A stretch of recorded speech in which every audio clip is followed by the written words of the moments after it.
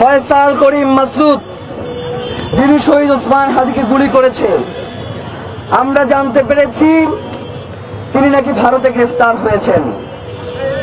ভারতে তো হাসিনাও আছে, হাসিনাও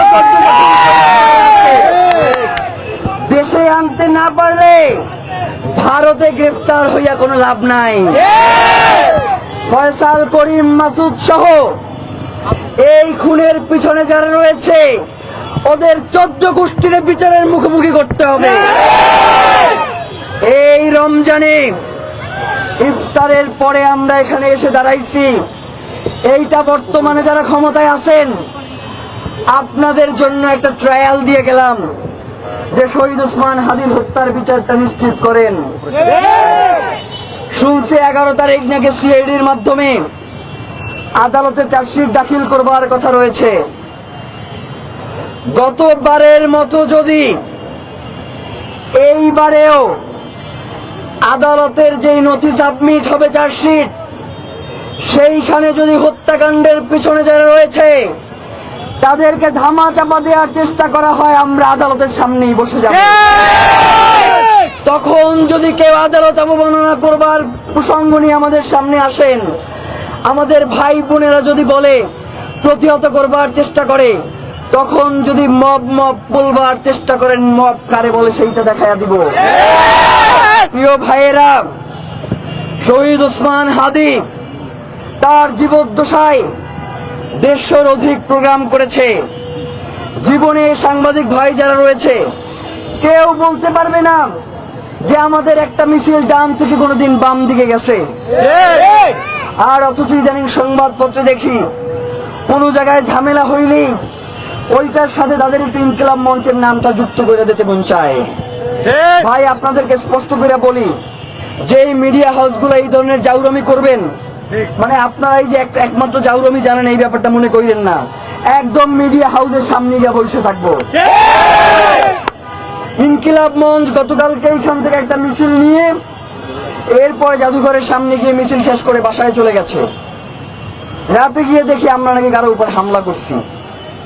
মানে এই ভাইজলামি গুলো তাই মিডিয়ার মাধ্যমে করা হয়। সবার কথা বলতেছি না, যাদের কথা বলতেছি আপনারা সতর্ক হয়ে যান।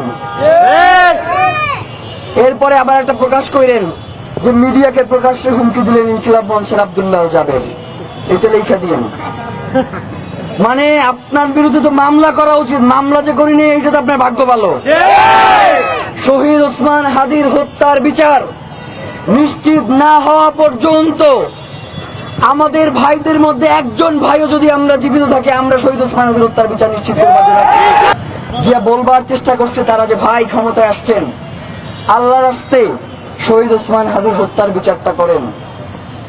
ওকে ঠিক আছে করব, মানে খুবই একটা তাচ্ছিল্য ভাব দেখাইছেন। এই তাচ্ছিল্য ভাব অন্তত শহীদ ওসমান হাদির ক্ষেত্রে দেখাইয়েন না। শহীদ ওসমান হাদিকে এখনো সময় আছে, মূল্যায়ন করুন।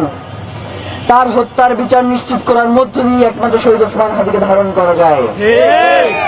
ইদানিং আমরা বাংলাদেশের একটি রাজনৈতিক দলের কিছু ছাত্রী অ্যাক্টিভিস্টদেরকে দেখতে পাই, তারা শহীদ ওসমান হাদিকে নিয়ে বিভিন্ন ধরনের কটূক্তি করবার চেষ্টা করে।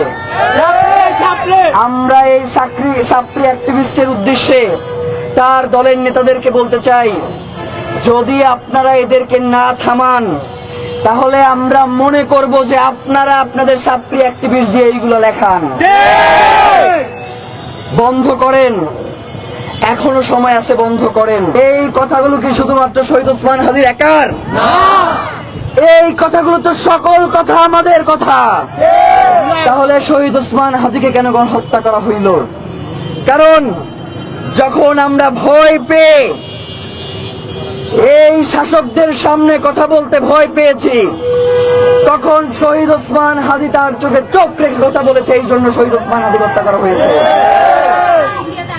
প্রিয় ভাইয়েরা, আপনাদেরকে স্পষ্ট করে বলি, শহীদ ওসমান হাদির হত্যাকাণ্ডের সময়সীমা আজকে 80 দিন পেরিয়ে গেছে। নতুন সরকার আসবে বলে বলে, নির্বাচন বলে বলে আমাদের আন্দোলনকে থামিয়ে দেওয়া হয়েছে না? নির্বাচন হয়েছে না? সরকার গঠন হয়েছে না? তাহলে এখন পর্যন্ত সরকারের পক্ষ থেকে শহীদ ওসমান হাদী হত্যার ব্যাপারে কোনো কথা নাই কেন? তারা কেন এখনো বলছে না যে শহীদ ওসমান হাদীর হত্যার ব্যাপারে আমরা নিশ্চিত করব? ভাইয়েরা,